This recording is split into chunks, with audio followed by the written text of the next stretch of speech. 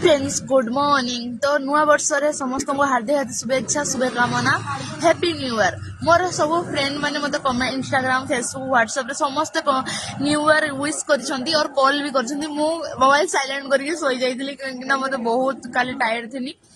मते दूसरे जगह शिफ्ट कर देथिले तो मु आसी पुणी मते बहुत थकी जाइतिले सेतमे मु जल्दी सोई जाइथिली। तो सकाळु उठी देखली समस्त मनस कहारी को मु जणकोरी मेसेज करिवा पई मते टाइम भी नाही। मु एबे पर्यंत भी ड्यूटी रे अछि।